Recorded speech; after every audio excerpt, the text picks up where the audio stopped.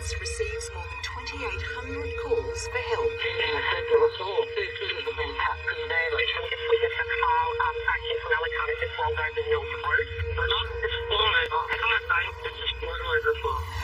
Unprecedented access. Keep your head nice and still.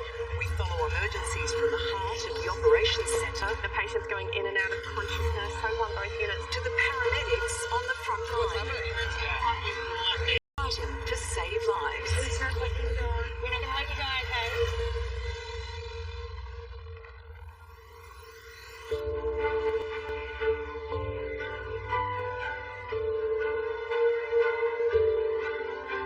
It's going to speed in around the fish.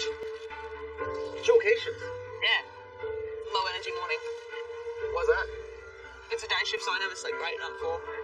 Across Brisbane, more than 600 emergency personnel are starting their shifts on road and at the Ambulance Operations Centre.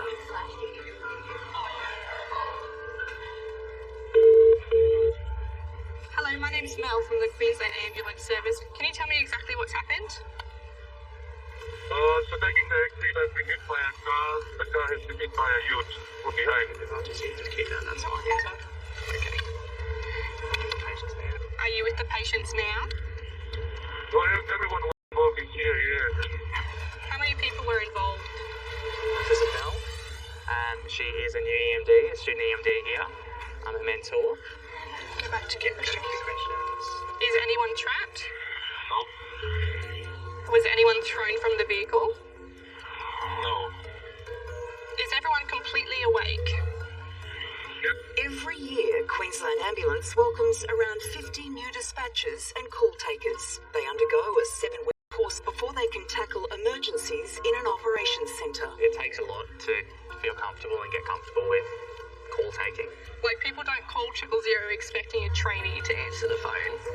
That's true. So, yeah, there's a lot of trust put in you, and equally you've got to portray that confidence. So we're sort of starting out, getting things right, making sure she's comfortable in their live call taking environment. So we've got 16 shifts together until she's pretty much on her own. Okay, I'm organising help for you now. Stay in the line and I'll tell you exactly what to do next. Trainee Melissa's first call of the day was a road traffic collision. And since the start of today's shift, a pattern is emerging. Yes, Brisbane Comms Code 1 alert. Single vehicle RTC after the male patient passed out. Possibly had a seizure, then drove onto the ring. So are you driving past or have you stopped? Car versus motorbike, but the informant wasn't with them, so didn't really give me much information. So it's going to be a traffic thing. That sucks.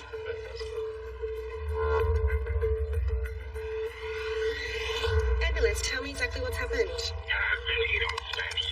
Down the main road. Alright, how many people are hurt? I think at least 2. Is anybody trapped? Yeah, they're trying to get someone out now. Okay. Are there any obvious injuries from where you are? Yeah, the hit on, so Okay. all you need is trapped. Okay, so she's trapped in the car at the moment? Yes. Okay, thank you. 5 ambulances are dispatched alongside police and fire services to the head-on collision at Mount Cotton. In car 5414 is critical care paramedic Tash Adams from Haroon, the high acuity response unit.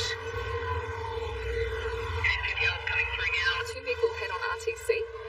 We've got 2 to 3 patients involved at present. One is a female. Still in the vehicle, unsure of interest. We do have someone waiting on the road at this stage. Further details to follow. All units code 1.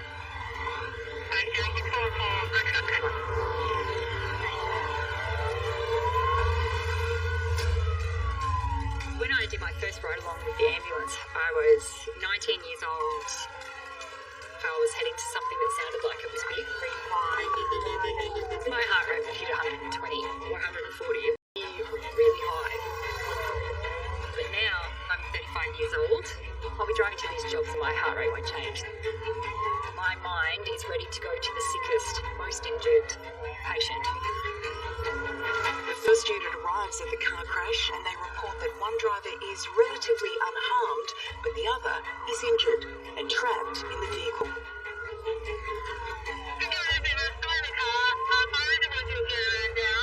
One patient's trapped, the other being transported by a crew Ash Adams is the last crew to arrive.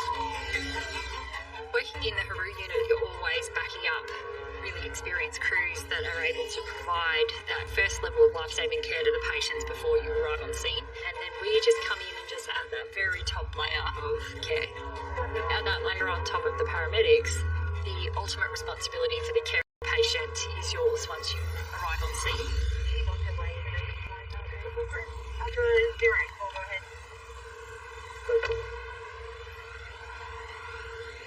Alright, this is quite severe. Hey, Michael. Yes, the driver. Do you mind if I just feel her pulse just for a sec? Of course you can. So, Karen, going to take really good care of you, alright?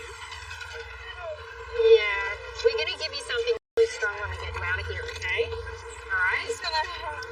Oh, no, well, we're going to pretty much anaesthetize you to get you out, okay? She might need some ketamine for her extrication. That's quite badly broken. She's complaining of multiple pain to hip, pain to chest, chest up. A patient that's still entrapped in a car is really difficult to treat. Something that can be really daunting is that all of a sudden they can get really, really sick really quickly. If that patient goes into cardiac arrest in that car, you can treat them. What's our plan for extrication? So we need her out pretty soon. I got her.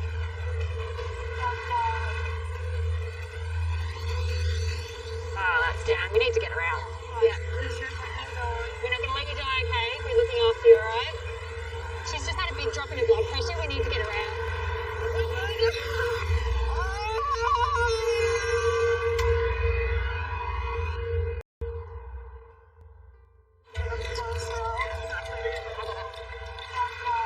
She's just had a big drop in her blood pressure. We need to get her out. Yeah. Not going to let you die, alright? Yep. Okay, on 3. 1, 2, 3.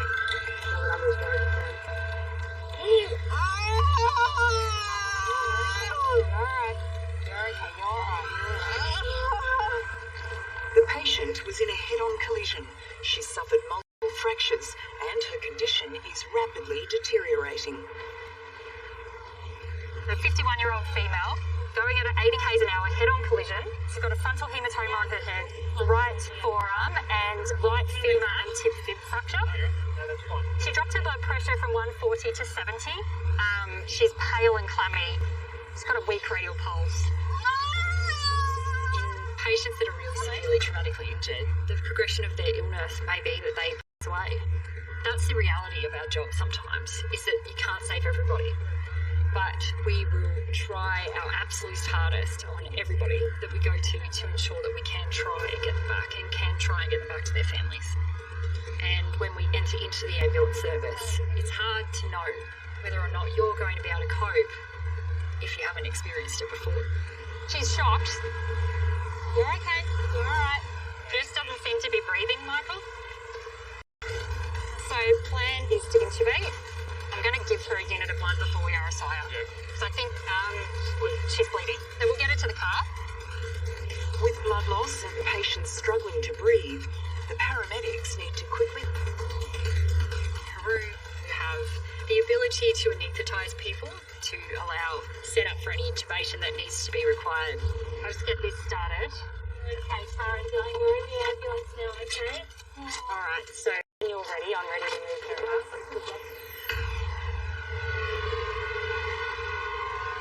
So we'll give 50 of ketamine now. Through the blood line? Yeah, thanks. Alright. Another 20 seconds, we're going to look at her airway. Is everybody ready? Yep, happy. Our stuff is rarely required, but can make a big difference. And each step of the way can sometimes be what saves that patient's life. Okay, containing meals, I've got teeth, tongue, I have the tooth, bug on and tube up. Perfect, thank you. Okay, we've got rise and fall of the chest, fogging of the tube. Alright, we'll tie this in and then get going.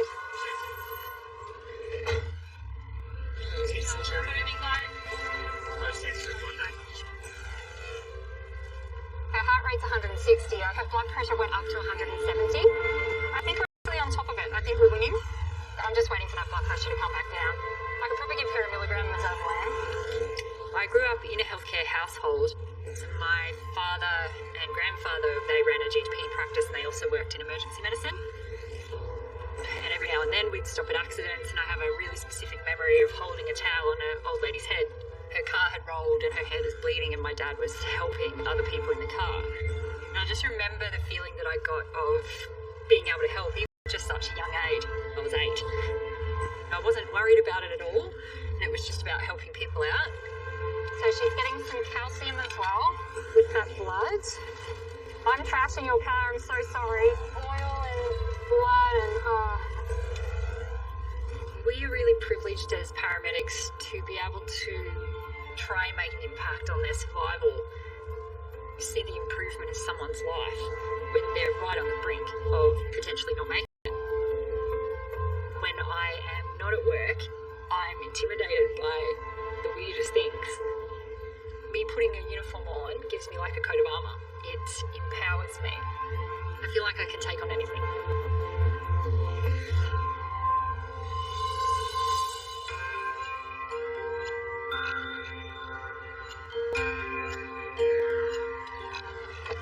What do you want to do first? Drive, please. Roger. Me and Rachel have been working together for about 2 years now. Normally you rotate through partners every few weeks, but through luck of rostering, we've ended up together for a very long period of time. Oh yes, very postural, isn't it? You didn't have good back posture before, you do now. Whether you want it or not. Yeah. There's a running joke at work that when you work with someone for a long period of time, they're your work husband or work wife, and you're married together. And I think that stems from the amount of time you spend with each other. Often you are spending more time with your work partner than your life partner, the person you're in a relationship with at home. And the running joke is that when you finally are split up and rostered with someone else, that you become divorced. I hope you did your stretches this morning. I'm always limbered up, mate. Is that right? Yep.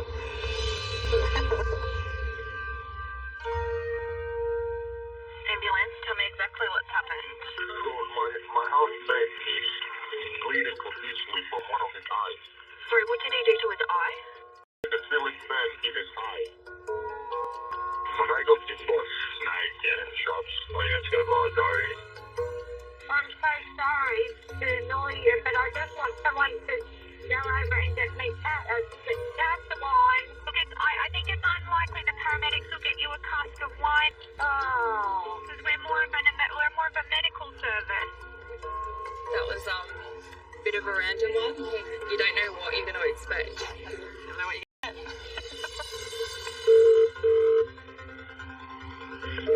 Ambulance, tell me exactly what happened. My husband was out gardening and I think he was playing with cactuses and he died just stinging them for about the last 25 minutes to half an hour. Okay. It's tiny heart disease and he's very stressed from it. Okay. It's not getting any better. Okay, right, well, I'm going to help you now. I'll get you to stay on the line and I'll tell you exactly what to do next.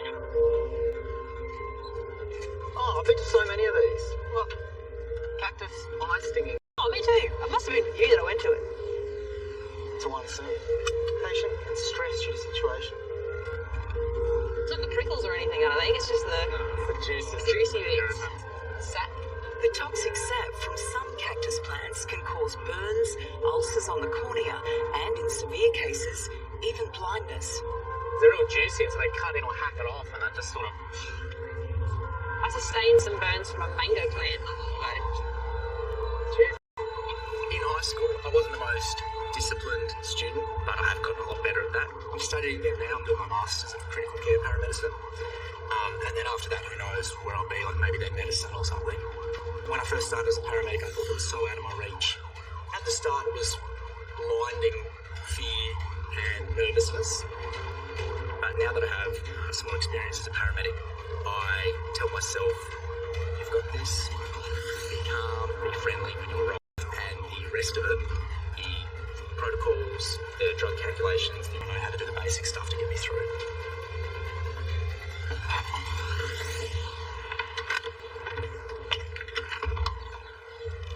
My name's Ben. My partner's Rachel here.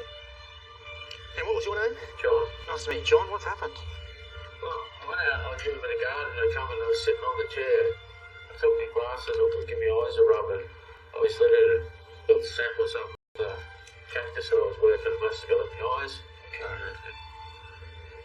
burning in my eyes is shocking. Just lay down, John, on these towels here with your head on them. And Oh, and you knew where they were? Yep, spin that way a bit more. You're on the right track Perfect. there. And then just lie down there. Yeah, that's pretty good. Alright, now take all this stuff off your face. That's it. Before you look at your eyes. It's often challenging to try to put yourself in the patient's shoes, but over the years and years of being a paramedic, you start to realise that this person desperately needs help when they're in so much pain. Does that feel any better? It doesn't have to. It's just start with burn again. And these are really crucial moments when we have a chance to intervene and look after this person, take them to care. How do you get up to hospital, John, and we'll make sure your eyes are all okay? Where are we? Walk towards me. We need to really make sure that we're never judgmental or making this person regretting doing that phone call and calling out help. There's nothing wrong with this. That's right. No, but it's terribly uncomfortable. We'll take it to QE2. Yeah. All good? We are a community service. We're there to help people no matter what. And at the end of the day, if you've made their day better, that can't be negative, that's a positive. Have you had a chance to see if your eyes, if your vision is working okay since this happened? Yeah, when I pull my eyes out, I can't do. I can see you. Yeah, I got you. Good. Just a bit blurry. Yeah. Oh, no. Sounds like your action focusing. Yeah, okay. I'm still not scared. You'll be wishing you didn't open them.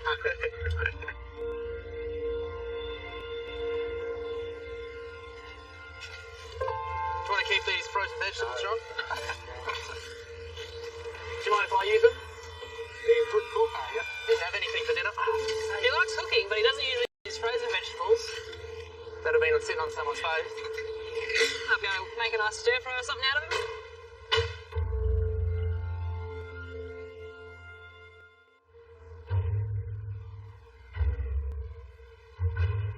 I'm hiking and I've just broken my leg. What do I do? What do you do? What are the directional questions you ask me? What were you hiking? Like, are you going up a mountain? Call taker Melissa has entered the nighttime part of her first shift. She's practicing her skills before tackling the Saturday evening calls. How many do you like access to GPS? I don't know where I am. Rural area. Yep. You're looking for landmarks. Sometimes they have a property name. Yes. They've got all of that. Yeah, no, you'll learn heaps tonight. Intox patients, drug overdoses, car crashes. They're all very common for a Saturday night. It's not so bad now. Not yet. Don't jinx it. Not yet. Ambulance put into town or suburb of the emergency. I don't know, we're just running along there. We just witnessed a car crash into another car that just rolled over Mills Road. Car crashed into another car and it's rolled. Tell me exactly what's happened. It's been an accident. Someone's hit down under the bottom. Is it a two-vehicle RTC? Yes, yes. Are you with the patients now? I'm with one at the moment. I'm going to quickly run and look at No, just for a moment. How many people are hurt? So how many people were involved in the cars? in my car. There's three. There's another person in another car. And there's a man that ran up the aisle. But all of us are in another car. Okay, so about 5 in total. That helps been arranged to stay on the line and I'll tell you what to do next. So I'm just confirming. That's directing the traffic. Oh, good. That's awesome. Thank you. Got the hazard lights on of all the cars so you don't cause another accident. For everyone's safety, stand well clear of the approaching traffic, okay?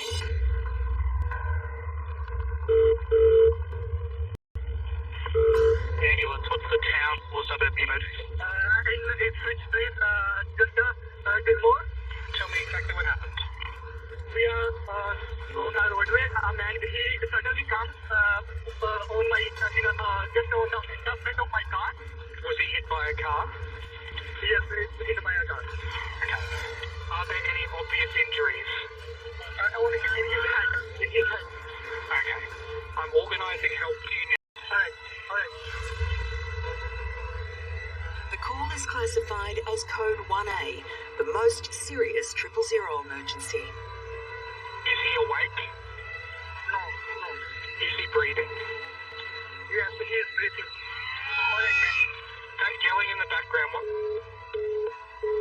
Paramedics arrive on scene and they immediately request a specialist backup team. 50644, copy that. We're code 1. Adams is responding with Dr. John Glasheen, also from the Haru Okay. The High Acuity Response Unit. Where are we going? We're ICB. going to ICB Legacy Way. That's it. Jobs requiring Haru attachment most often are road collisions where major trauma. Bit of urgency to it because even a small impact can cause injuries, and those patients need to be assessed in major trauma centres. In a crash between a pedestrian and a vehicle, there's a 90% risk of death at 50 k's an hour. Hey Tash, so basically you have a 37-year-old male patient who's been hit at approximately 70 kilometres an hour down Brisbane Road. He is directly hit and sat in the windscreen and he dented it quite severely. Yeah. He has sort of like a hematoma to the left side and temporal head, but Yeah, he's very non-compliant, just really agitated. So it sounds like this person has an agitated head injury, plus minus having some significant trauma from getting hit. They're trying to get the patient under control. If we're responding to a car accident, the first thing that I do when I arrive on this scene is to look at the cars, look at how damaged they are. Oh yeah, that's a decent hit into that windscreen.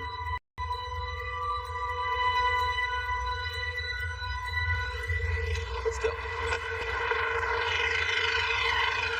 Hi, how you going? This is Adam. You're okay. You're alright. You're alright. Adam. Right, mate. Right. Hey, Adam, you're in the ambulance. The ambulance now. You're gonna have a rest. Everybody's a paramedic, Adam, so you're safe. We're in an ambulance. You were hit by a car, man. So Adam, just relax back, mate. When Brad arrived, he was agitated. He was conscious of agitated. Initially, he was quite pale, quite sweaty. Yeah. Injury, I can see his sort of abrasions on his side, and also a large hematoma just all the way across the head. And this breathing pattern that he's doing, Yeah. the up, down, and then stopping, has he been doing that the whole time? Yeah, pretty much. So I know that this is really scary, but what we need to do is we need to put a little needle into your hand, okay, just to give you something for your pain, and then do a scan of your belly. My gut feeling is that if we try this, I think it's going to arc up. This persistent agitation, he's not going to get through a scanner like this. So I think the risky part for both us and him is getting IV access, but how we achieve that, I guess. the ACP crew before us tried to give some sedation and it really didn't work. To retake control, the plan is to fully anaesthetise the patient, but that means he won't be able to breathe for himself. We're going to pull him out of the back of the car and get IV access on him. I'm going to do the IV. If he gets quite agitated after that, we'll just give him every 20, 30 maybe. Get control, and then we'll pick things up from there. Yeah. These decisions to take people that are conscious and paralysed, it's not safe for the paramedics, it's not safe for the patient. And his breathing pattern is concerning. Yeah. Alrighty, we're just going to draw up ketamine. Unconscious patients can be easier to deal with in a way because they're not moving and thrashing about and you can do the things you need to do. But they have their complexities as well as they're probably more unwell. You have to do more in a short period of time. You're okay. You're alright. So we're not hurting you. We're just putting a needle in your hand. So we need you to stay nice and still. So you can give me a big squeeze on this hand. I'm going to go. Yeah. Yeah, decent one there, so.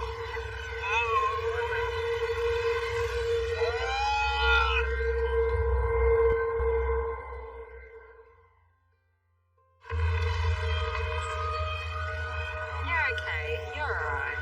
So we're not hurting you. We're just putting a needle in your hand. So we need you to stay nice and still. So you can give me a big squeeze on this hand. Haru's Tash Adams and Dr. John Glasheen are helping a patient hit by a car at high speed. A significant head injury has left him confused and agitated. They need to anaesthetise and gain control over him to safely scan for further internal injuries.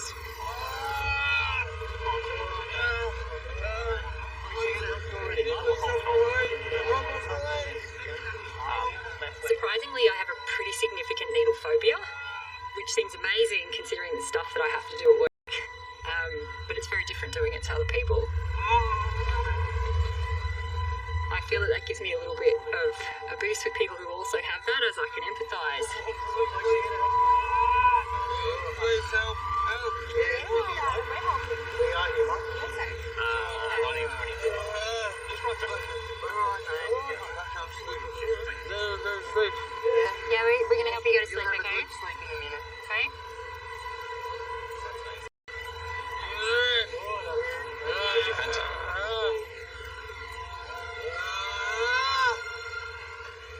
Now that the patient is anaesthetised and stopped moving, they can safely scan for internal injuries. But first, they'll need to intubate him to take over his breathing. The stuff for intubations, we're good to go. We'll just run a checklist. Yep, so inline's there and ready to go. Excellent. And then once we've done that, we'll do a scan and off we'll go. Yep. Yeah, it's a flip of the coin as to which one is easier to manage, whether they're conscious or unconscious. Right, Josh, whenever you're ready. You can sometimes pick injuries better if they're unconscious, taking someone from breathing for themselves, paralysing them. So I've got teeth, tongue, and in the back of your head thinking, New Zealand, epiglottis. I may not get this tube in at the cords, no perfusion, and they won't be able to breathe. Fuji has gone through the cords. That's where our training and rigorous audit process comes in, because we are trained through every scenario of that. Black lines are through the cords. Fuji out, please. Tube up. We're at 24 centimetres. We can connect the bag if that's all right. And we'll do some ventilations. And we'll listen to the chest. Tie the tube and then we'll head off. Yeah. We'll do a scan on the way.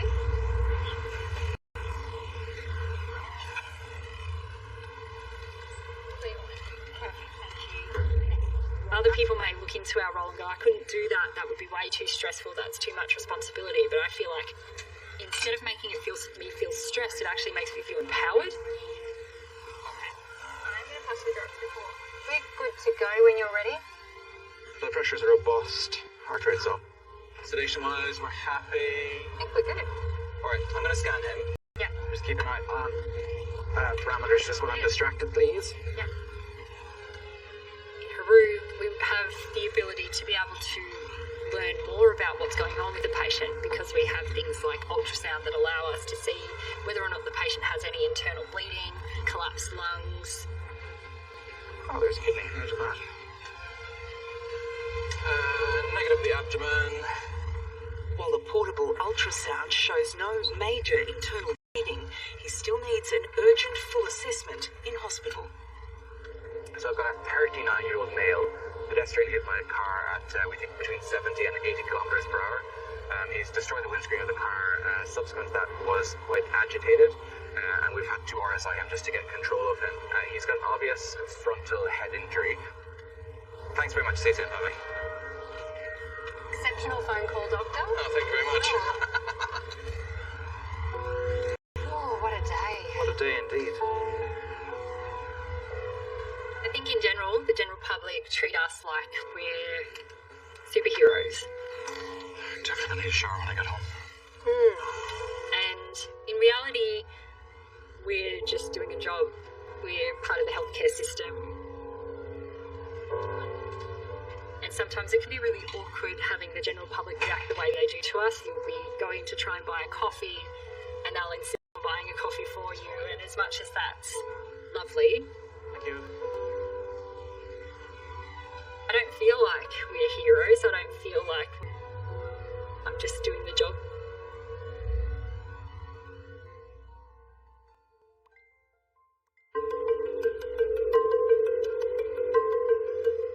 I can come alive at night. Yeah, I do. Kind of feels like you're out on a little adventure. And it's you've got to get through fatigue, a little bit of craziness. Ben and Rachel are just one of roughly 100 ambulances out on a typical Saturday night. Feels like you're more at work during the day, but at night time it's a little bit more wild.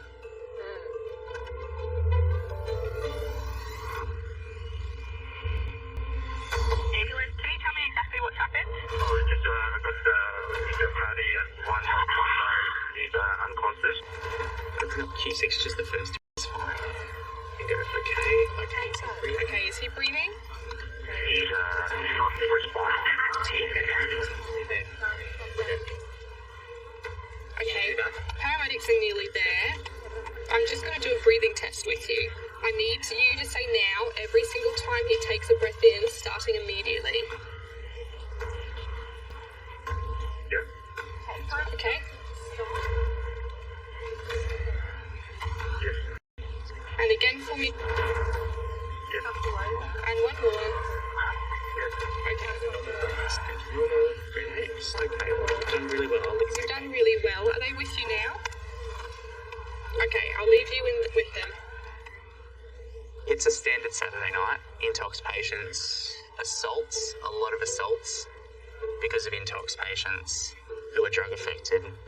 It's your standard Saturday night. Would you agree? Not that I know a standard Saturday night, but yeah. Was this like your fifth call, sixth call? Yeah. How's that? She's actually doing really, really well. Well, she's above where she needs to be at the moment. She's doing really well. Once you pass your assessment, you're out in the world. Do I get a little pin? I don't know, that's up to the supervisors. That's so exciting though.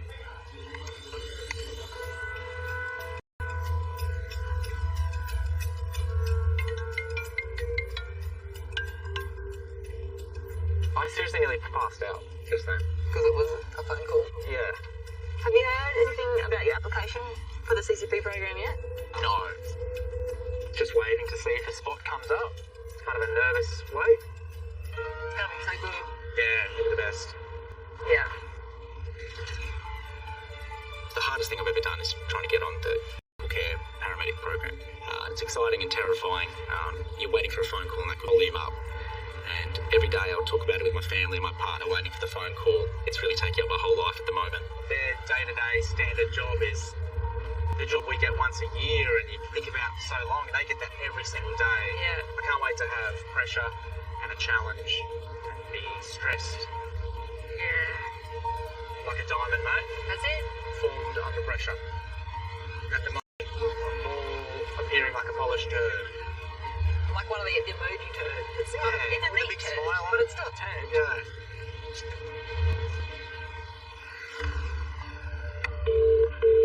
Ambulance, tell me exactly what's happened. The Queensland Police Department is reporting an unconscious female patient lying on the ground at the heart of Fortitude Valley's nightlife hub. Thanks, Subject 1. Have you proceeding as one at Brunswick Street and Lincoln Street in Fortitude Valley? There is one female patient who is unconscious. Possible that she has taken cocaine. Code 1, thank you. Roger, we're ready. Ben and Rachel are just 5 minutes away, and police are already on scene. I love these jobs. I know you do. I really enjoy going to these late night jobs in Fortitude Valley or in the city. Friday night, Saturday night, I think it's exciting. I know Rachel does not enjoy these jobs, at least as much as I do. There's been some times in the past when we've seen a 19-year-old female intoxicated, vomiting, come in at the valley, and I'll say, oh, you know, Rachel, I'm happy to take this one. People under the influence of drugs and alcohol, that's a critically ill patient who needs urgent care. Their airways at risk, or they may have their breathing stopping. Shit. Those life-threatening and time-critical jobs are once in a blue moon until you are a critical care paramedic.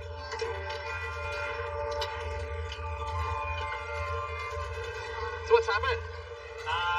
Pretty much these guys don't know her. They met her tonight. It's 5 minutes, yeah. Blacked in. How long has she been here for? For about like 2 minutes. And just can't wake her up. Okay. Stand up. 1, 2, 3. Fantastic. And maybe we put a lateral. That's fine. Praise God. What's really nice to do? Ben and Rachel are responding to an unconscious young woman who may have consumed cocaine.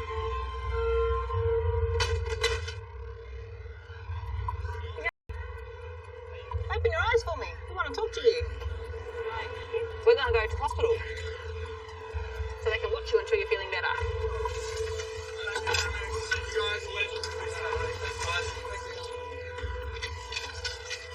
Open your eyes.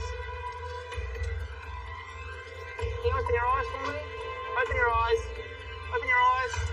Open your eyes. Hello, sorry to do that. I just have to wake you up to make sure you're okay. And I know you just woke up, but do you know what year it is right now? 2021. Oh, fantastic. Do you know what kind of vehicle you're in? Motorcycle. What am I doing here? Do you know what this is? Not time. Not in the ambulance. It's time to go home. Sort of. It's time to get Macca's and go back home. I think you're feeling a bit better. Can I have Macca's? No, I've already been to Macca's tonight. These patients can often be presented as unconscious and unrousable, but then the next minute they can jump up and be awake and loud, and it's important in those scenarios to not take everything seriously because they're not. So having a laugh with them, just getting along with them until you can get them to hospital or get them to a place of safety. Did I actually vomit? You've ruined the dress, yeah. What a pussy I am. Is it vodka? Vodka lime soda. Nice, bitch. Smart. And was it some cocaine as well? Yes, I love a good bag. Just, like one line of cocaine? Just as much as I could get for free. How much could you get for free? I don't know, this guy was like, sniff some, so I was like... Yep. Do you have any complaints? Do you feel sick in any way at all? I feel like I need Macca's in a bag and home time. Macca's in a bag or Macca's and a bag? Macca's in a bag, More bitch. cocaine. I would recommend against the bag. Rachel's going to recommend against the bag. So should I make a TikTok of me in the ambulance? Maybe. But before... Where's my phone? You can, I'm not sure. I actually don't know. Wait, what's that? Maybe before you do that though. Wait, hold on, I'm still in pain. What are you doing? Sleeping like a dickhead. Hey. Sleeping like a dickhead. Hey TikTok. Hey, TikTok. Sometimes at work we get really interesting and quirky and funny people, and some of the time they just say things that you can't believe, and you can only shoot your partner a look in the mirror and they're probably shooting one back at you, and that look can tell a story, and you have to laugh with the patient, but some really funny things get said in the back of the ambulance. Oh, can I have the gloves? Oh yeah. Knock yourself out. Yes, it's a rare one. What do you do to become an ambulance? You do a bachelor, paramedicine. Oh, you've lost me there. Yeah. OnlyFans. I don't think I've met anyone that does OnlyFans before.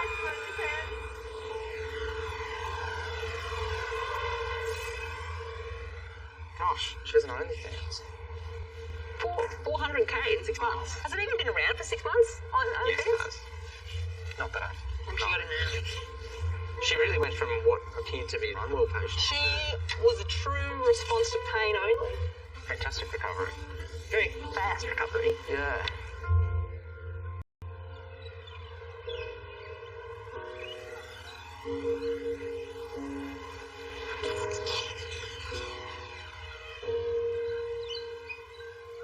Have you done this? No, I haven't. I'll do it. I can do it. Hello, Ben speaking. Hi, Ben. This is Sarah calling from the QAS recruitment team. How are you going? Good, how are you? Good, thank you. So the reason for my call is we would like to offer you a position on the next CCP intern course. Is that something that you would like to accept? Okay, that sounds great. Okay. Bye. Who was that, mate? Just the tax office?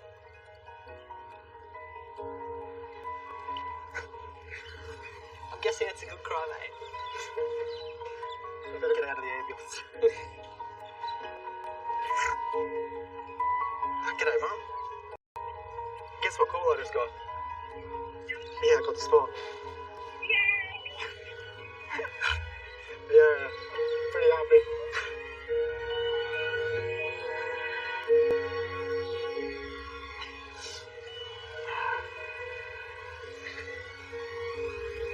Congratulations. Thanks. Dan! Oh, can't believe it. That's so good, mate. Can't believe it.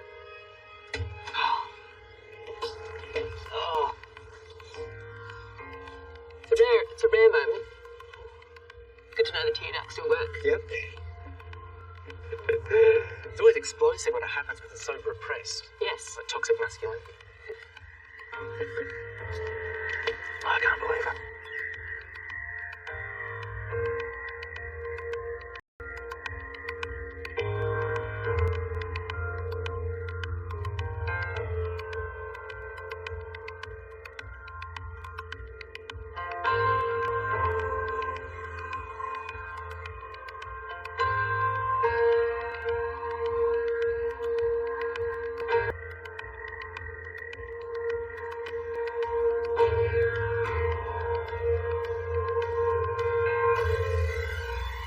Next line. Wasn't responding at all. A baby struggles to breathe. We'll take her to the hospital.